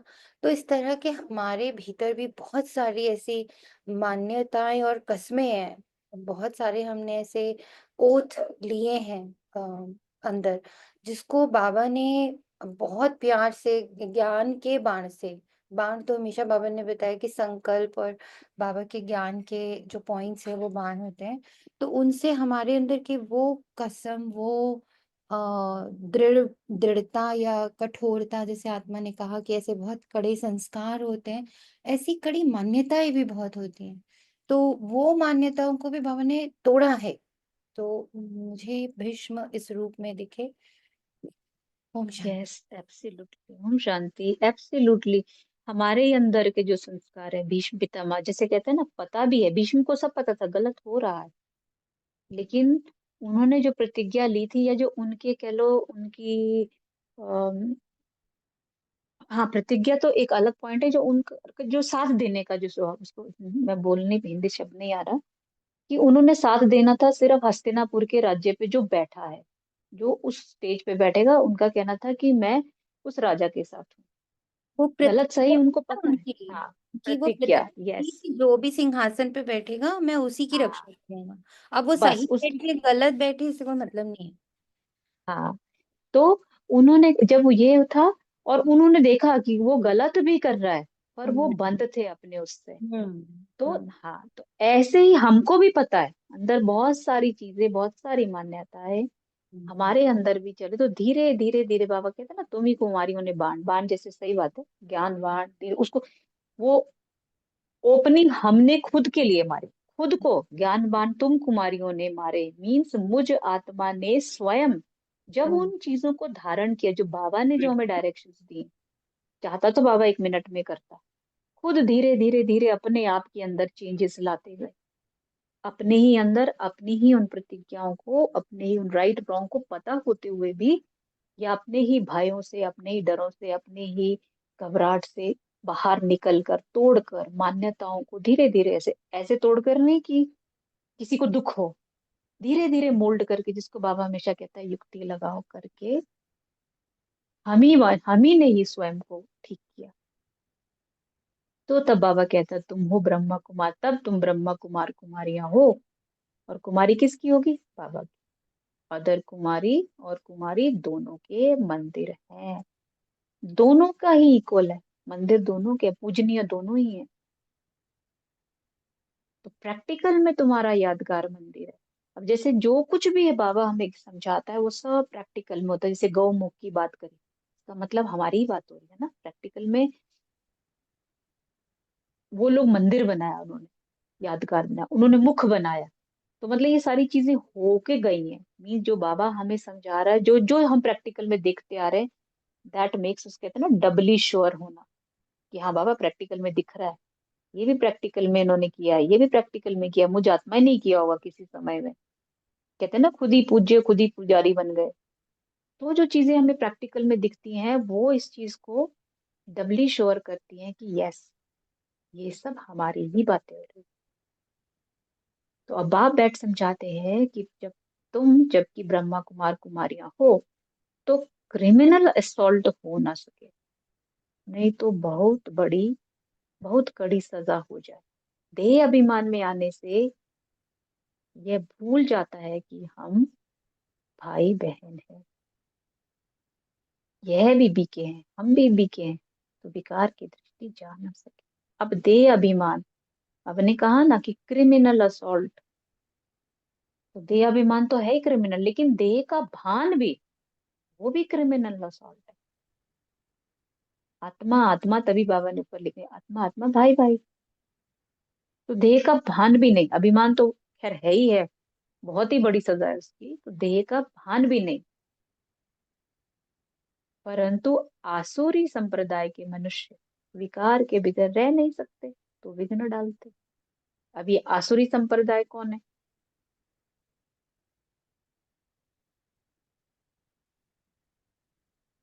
अभी तुम ब्रह्म कुमार कुमारियों को बाप से वर्षा मिलता है, अपने ही अंदर की डुअलिटी को बाबा बात करता है। जैसे ऊपर बाबा, मैं तो आजकल इसी चीज पे ज्यादा मतलब बुद्धि भी जा रही है और ये भी जा रहा है। जैसे बाबा ने कहा असुरी संप्रदाय के मनुष्य विकार बिगर रह नहीं सकते, तो विघ्न डालते। अब हम सोचेंगे बाहर वाला तंग कर है, देखा बाबा मेरे घर में मेरा युगल, मेरा बच्चा, मेरा अड़ोसी, मेरा पड़ोसी, ये सब जो है ना, ये मुझे विघ्न डाल रहे हैं, क्योंकि मैं तो ब्रह्मा कुमार कुमारी हूँ और आपकी बस उस पे श्रीमत पे चलती हूँ, ये लोग डाल रहे हैं। लेकिन नहीं, बाबा ने जो एक वो तराजू दी है कि एक तरफ रावण की सोच, दूसरी तरफ बाबा की सोच। जैसे आसुरी संप्रदाय इज व्हाट, मैं इधर को खिसकी नहीं तो खुद ही विघ्न डालती है, और बाबा की तरफ हूँ तो ब्रह्मा कुमार कुमारी हूँ और बाबा से वर्षा मिल रही है, मैं ही हूँ, मेरे ही अंदर है, बाहर और कुछ भी नहीं। तो बाप की श्रीमत पर चलना है, पवित्र बनना है। तभी बाबा बार बार कहता है एक तरफ हो लो, एक तरफ हो लो, क्योंकि यह है इस विकारी मृत्यु लोक का अंतिम जन्म। हर एक आत्मा जो इस समय इस सृष्टि पर है, उसका ये अंतिम जन्म है। अब वो ब्रह्मा कुमार कुमारी है, या वो भक्ति मार्ग वाले हैं, चाहे वो कोई महान आत्मा है या चाहे वो कोई पतित आत्मा है, सबका बाबा कह रहा है ये अंतिम जन्म है। ये कोई भी नहीं जानता, ये सिर्फ हम जानते हैं। तो हमें किस तरफ चलना है, ये मुझे ही तय करना है, मुझ आत्मा को तय करना है। दूसरों को देखूं या खुद को देखूं। अमर लोक में विकार कोई होते नहीं, उन्हों को कहा ही जाता है सतो प्रधान संपूर्ण निर्विकारी। यहाँ है तमो प्रधान संपूर्ण विकारी, गाते भी हैं वे संपूर्ण निर्विकारी, हम विकारी पापी हैं, संपूर्ण निर्विकारियों की पूजा करते हैं। बाप ने समझाया है तुम भारतवासी ही पूज्य, तो फिर पुजारी बनते हो। अब संपूर्ण निर्विकारी और संपूर्ण विकारी, इसको भी अपने अंदर देखना है कि कौन हमारा गायन कर। संपूर्ण विकारी का मतलब क्या और संपूर्ण निर्विकारी का खुद इस पे चर्निंग करनी, कहने को तो मैं अभी जो मैंने खुद इस पे चर्निंग करी है वो मैं अभी बता सकती हूँ, लेकिन उसका फायदा नहीं है। पॉइंट्स पकड़ो और खुद की बुद्धि लगाओ। तो बाप ने समझाया है कि तुम भारतवासी पूज्य सो पुजारी बनते। इस समय भक्ति का प्रभाव बहुत है। भक्त भगवान को याद करते कि आकर भक्ति का फल। भक्ति में क्या हाल हो गया। बाप ने समझाया है मुख्य धर्म शास्त्र 4 हैं। एक तो है डेटिज्म, इसमें ब्राह्मण देवता क्षत्रिय तीनों ही आ जाते हैं। बाप ब्राह्मण धर्म की स्थापना करते। ब्राह्मणों की चोटी है संगम युग की। तुम ब्राह्मण अभी पुरुषोत्तम बन रहे हो। ब्राह्मण बने फिर देवता बनते हो। वह ब्राह्मण भी है, वह ब्राह्मण भी है विकारी। वह भी इन ब्राह्मणों के आगे नमस्ते करते। ब्राह्मण देवी देवता नमः कहते क्योंकि समझते हैं ब्रह्मा की संतान थे। तो हम तो ब्रह्मा की संतान नहीं है। अभी तुम ब्रह्मा की संतान हो, तुमको सब नमस्ते करेंगे। फिर तुम देवी देवता बनते हो। अभी तुम ब्रह्मा कुमार कुमारियां बने हो, फिर बनेंगे देवी कुमार। और इसमें ना इतना गोया राज बाबा ने दिया है। इस 5-7 लाइन में 4-5 लाइन कह लो, क्योंकि मैंने इसको बड़े फॉन्ट में लिया। इस पे प्लीज चर्निंग करना। जो अभी तक समझ में आया उस सबको साइड करके समझना। इसमें बहुत डीप बाबा ने समझाया है कि कौन से ब्राह्मण किसके आगे नमस्ते करते, कौन है, कौन संतान है, कौन देवता है, कौन ब्रह्मा कुमार कुमारी। बात हमारी ही हो रही है, किसी बाहर वाले की नहीं हो रही। तो प्लीज फिर से मुरली पढ़िएगा, रिक्वेस्ट है, और इसको चर्न करिए। इस समय तुम्हारे ये जीवन बहुत बहुत अमूल्य है, क्योंकि तुम जगत की माताएं गाय हो। तुम हद से निकल बेहद में हो। तुम जानते हो हम इस जगत का कल्याण करने वाले। तो हर एक जगत अम्बा जगत पिता ठहरे। इस नर्क में मनुष्य बड़े दुखी हैं। हम उनकी रूहानी सेवा करने आए। हम उन्हों को स्वर्गवासी बनाकर ही छोड़ेंगे। तुम हो सेना, इनको युद्ध स्थल भी कहा जाता है। यादव कौरव और पांडव इकट्ठे रहते हैं, भाई भाई है ना। अब तुम्हारी युद्ध भाई बहनों से नहीं, तुम्हारी युद्ध है रावण। भाई बहनों को तुम समझाते हो मनुष्य से देवता बनाने के लिए। तो बाप समझाते हैं देह सही देह के सब संबंध छोड़ने। यह है पुरानी दुनिया। कितने बड़े बड़े डैम्स कनाल्स आदि बनाते हैं क्योंकि पानी नहीं, प्रजा बहुत बढ़ गई। वहां तो तुम रहते ही बहुत थोड़े।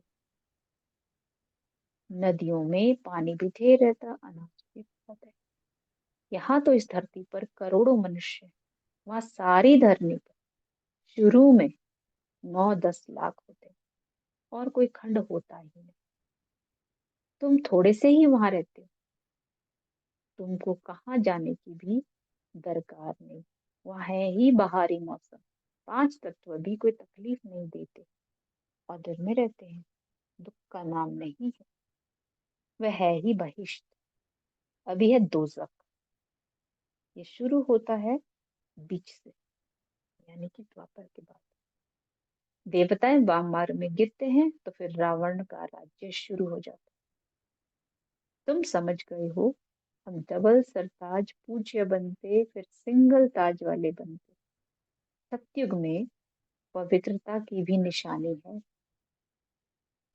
देवताएं तो सब हैं पवित्र, यहाँ पवित्र कोई है नहीं। यहाँ पवित्र कोई है नहीं। तो जन्म तो फिर भी विकार से लेते हैं ना, इसीलिए इसे भ्रष्टाचारी दुनिया कहा जाता है। अब देखो, अगर हम भी यही सोचे कि बाबा जन्म तो हमने विकार से लिया ना, तो हम पवित्र है ही नहीं। बट ऑब्वियस तो हम पवित्र हैं ही नहीं। अब अगर हम अपने उस जन्म को ही भूल गए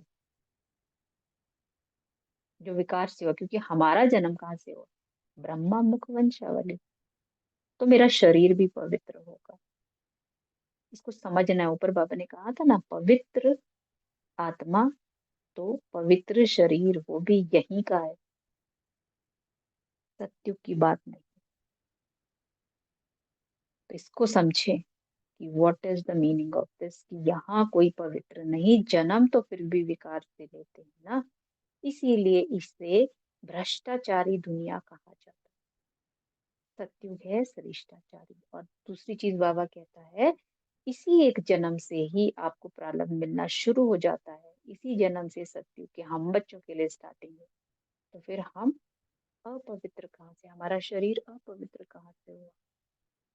हम तो ब्रह्मा मुख वंशावली है, तो रहना किधर है? कहाँ पे मेरी बुद्धि टिकनी चाहिए? यहाँ बाबा। पैदा तो हम भ्रष्टाचार से हैं। लगता है कि आपके हम भ्रष्टाचार से पैदा, हम भिखारी हैं। इस एक लाइन के बाद लगा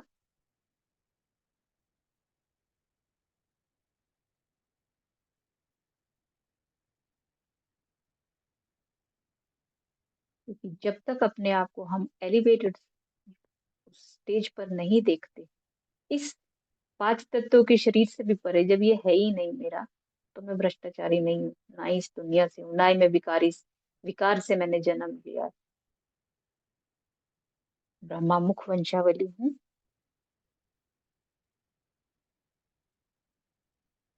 तो विकार को ही भ्रष्टाचार कहा जाता है। बच्चे जानते हैं सत्युग में पवित्र प्रवृत्ति मात्र, अब अपवित्र हो गए, अब फिर पवित्र श्रेष्ठाचारी दुनिया बनती है। सृष्टि का चक्र फिरता है ना। समझाने को तो बहुत कुछ है इसी लाइन में भी, बट परम पिता परमात्मा को ही पतित पावन कहा जाता, मनुष्य कह देते हैं, भगवान प्रेरणा करता है। अब प्रेरणा माना विचार, इसमें प्रेरणा की तो बात ही नहीं। वे खुद कहते हैं हमको शरीर का आधार लेना पड़ता है। मैं बिगर मुख के शिक्षा कैसे दूं? प्रेरणा से कोई शिक्षा दी जाती है क्या? भगवान प्रेरणा से कुछ भी नहीं करते। बाप तो बच्चों को पढ़ा, प्रेरणा से पढ़ाई थोड़े ही की जा सकती है। कल का पॉइंट था ना कि पढ़ाई का मतलब क्या, इनक्विजिटिवनेस, जानना। जब तक अंदर से वो इनक्विजिटिवनेस नहीं आएगी जानने का, तो पढ़ाई में मन भी नहीं लगेगा, पढ़ाई करेंगे भी नहीं।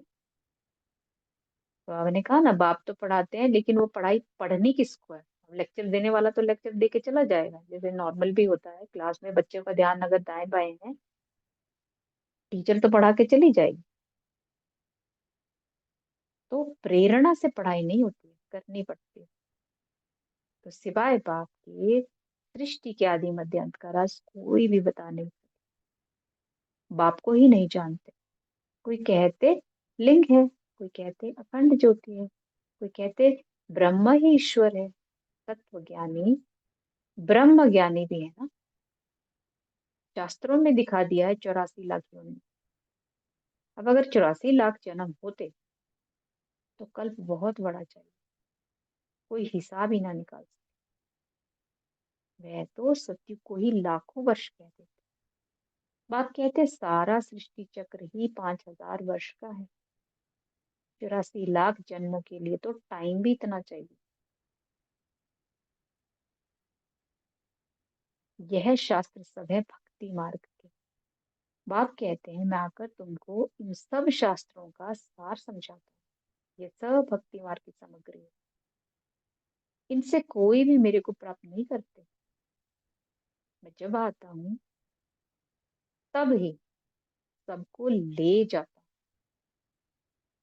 हूँ। मैं जब आता हूँ, अंडरलाइन, तब ही सबको ले जाता हूँ। मतलब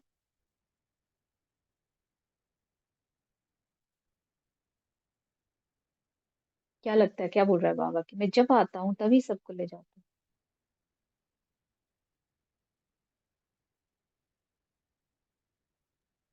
बाबा पुरुषोत्तम संगम की बात करते हैं। नहीं, और डीप चाहिए? ओम शांति दीदी। ओम शांति। दीदी ऐसा लगता है Baba is the higher consciousness energy ना।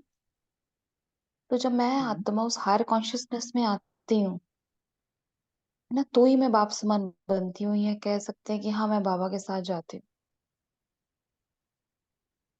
यस, ये भी है, बिल्कुल सही। और क्या लगता है?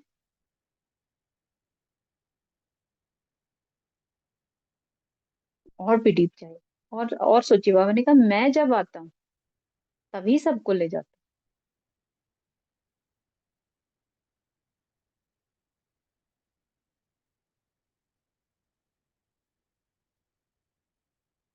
ये ना डीप लाइनें होती हैं। ओम शांति दीदी। जी ओम शांति।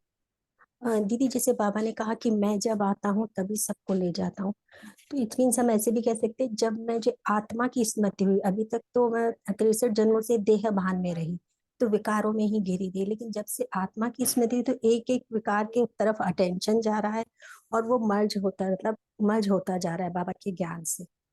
तो इसको भी ऐसे कह सकते हैं ना कि सारे विकार इस तरह से धीरे धीरे मर, जब जैसे जैसे मेरा देही अभिमानी की स्थिति बढ़ती जाएगी, आत्मिक स्थिति बढ़ती जाएगी, विकारों का विनाश होता जाएगा। ओम शांति। यस, बिल्कुल ठीक है। ओम शांति। और डीप चाहिए?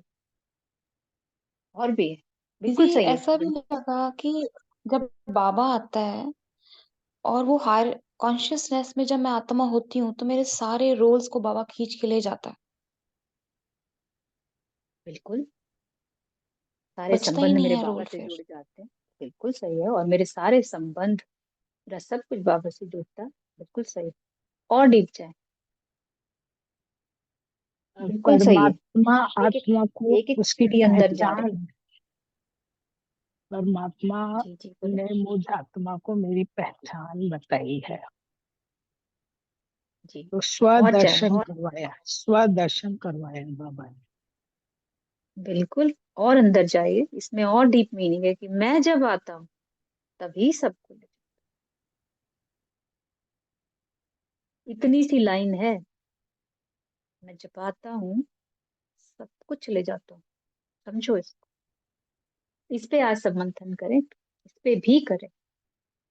तो मुझे बुलाते ही हैं, हे पतित पावन आओ, पावन बनाकर हमको पावन दुनिया में ले चलो। फिर ढूंढने के लिए धक्के क्यों खाते हो? कितना दूर दूर पहाड़ों आदि पर जाते।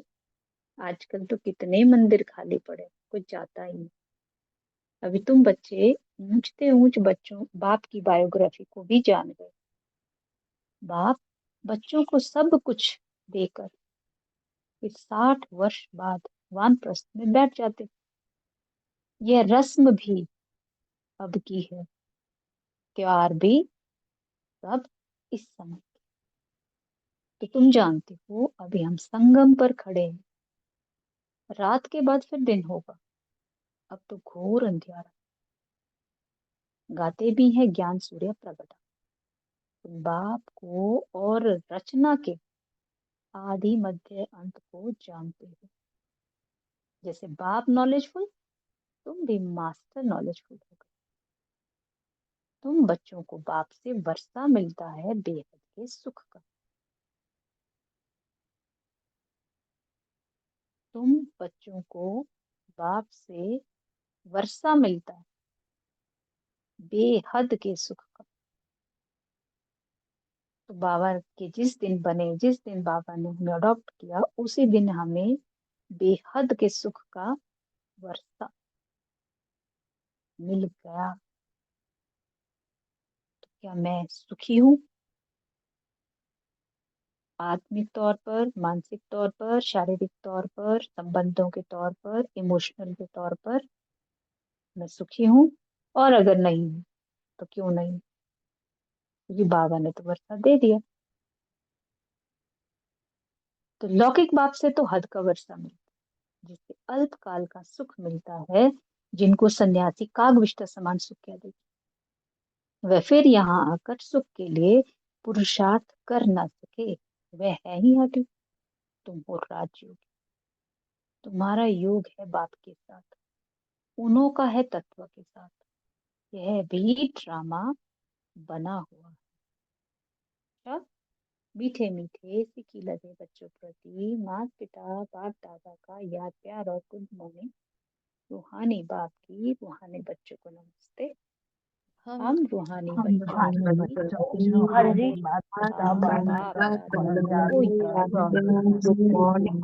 नमस्ते। नमस्ते। शुक्रिया बाबा, मेरा शुक्रिया बाबा, बाबा। मेरा शुक्रिया बाबा, बाबा। प्यारा बाबा, शुक्रिया। शुक्रिया बाबा, शुक्रिया। भावना के लिए मुख्य सार है, पावन बनने के लिए हम आत्मा भाई भाई, फिर ब्रह्मा की संतान भाई बहन, ये दृष्टि पक्की करनी। आत्मा और शरीर दोनों को ही पावन सतो प्रधान बनाना, देह अभिमान छोड़ना है। अब अगर देह अभिमान छोड़ना है तो ब्रह्मा बाप की संतान हम भाई बहन, यह दृष्टि पक्की करनी है। तो माने कि जब हम साकार में देखेंगे, साकार वाली दृष्टि रखेंगे तो भाई बहन है, लेकिन जब ये दृष्टि भी खत्म, साकारी दृष्टि भी खत्म, देह अभिमान भी खत्म, देह भान भी खत्म, तो दृष्टि कौन सी बचती है? एक आत्मा दृष्टि, सिर्फ भाई भाई। मैं भी आत्मा, सामने वाला भी पॉइंट ऑफ लाइट और मेरा बाप भी पॉइंट ऑफ लाइट, बस सब कुछ अलाइंड है और कुछ है ही नहीं। तो सभी एक समान, समान दृष्टि। तो मास्टर नॉलेजफुल बन सभी को रचता और रचना का ज्ञान सुनाकर घोर अंधियारे से निकालना है। नरकवासी मनुष्यों की रूहानी सेवा कर स्वर्गवासी बनाना है। चलिए अब लेते हैं वरदान। सभी सजो, देखिए बाबा का वरदानी हाथ मुझ आत्मा के सर,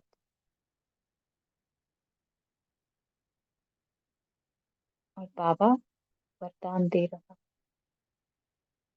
मास्टर ज्ञान सागर बन, ज्ञान की गहराई में जाने वाले अनुभव रूपी रत्नों से संपन्न भव।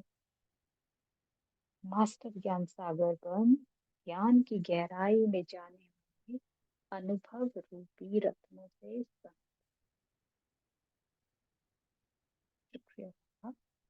जो बच्चे ज्ञान की गहराई में जाते वे अनुभव रूपी रत्नों से संपन्न बनते। एक है ज्ञान सुनना और सुनना, दूसरा है अनुभवी मूर्त बनना। अब अनुभवी मूर्त कैसे बनेंगे? बिल्कुल क्लियर बाबा ने कर दिया कि एक तो सुन रहे और एक सुना रहे। खुद मंथन, खुद की बुद्धि को चयन करो, खुद के लिए पॉइंट ढूंढो, खुद बाबा के साथ बैठो, तब अनुभवी मूर्त बनेंगे। अनुभवी सदा अविनाशी और निर्विघ्न रहते हैं, उन्हें कोई भी हिला नहीं सकता। अनुभवी के आगे माया की कोई भी कोशिश सफल नहीं होती। अनुभवी कभी धोखा नहीं पाते। इसीलिए अनुभवों को बढ़ाते हुए हर गुण के अनुभवी मूर्त बनो। मनन शक्ति द्वारा शुद्ध संकल्पों का स्टॉक जमा करो। मतलब अगर अनुभवी बनना है तो अपनी मनन शक्ति, मतलब अपने मंथन करने की शक्ति, अपनी बुद्धि को चर्न करते रहना, उसको मतलब उसको मथते रहना है, उससे पॉइंट मथते रहना है, तभी शुद्ध संकल्पों का स्टॉक जमा होगा। अब मैंने किया, फॉर एग्जाम्पल मैंने कुछ अपने लिए मता, अपने लिए शुद्ध संकल्प इकट्ठे किए और उसको लेट्स से सुना दिया और सुन लिया, सामने वाले ने भी सुन लिया। अब वो उसको लाख उसको एक्सेप्ट करना चाहिए, हाँ बिल्कुल अच्छा पॉइंट है, बहुत अच्छे मंथन है, बहुत अच्छी सोच है, यही पॉइंट होगा, उससे उसका फायदा नहीं होने वाला। मुझे वो एक लाइन मिलेगी, उसको मुझे खुद के लिए मतना, तब मुझे अनुभव होगा। किसी दूसरे का अनुभव से मैं अनुभव नहीं कर सकती। सुन के वाह वाह कर सकती हूँ, सुन के अच्छा लग सकता है और ये भी फीलिंग आ सकती है कि हाँ मुझे भी ऐसा अनुभव है। बिल्कुल सही बात है, बहुत बार लगता है, लेकिन वो होना ही तब है जब मैं खुद अपनी बुद्धि को चलाऊंगी, अपनी बुद्धि से मंथन करूंगी बाबा के साथ बैठ के, ऑफ कोर्स कि बाबा को कंबाइंड लेके तब आंसर मिले। तो बाबा ने कहा शुद्ध संकल्पों का स्टॉक अब जमा करो, और कैसे? मनन शक्ति द्वारा।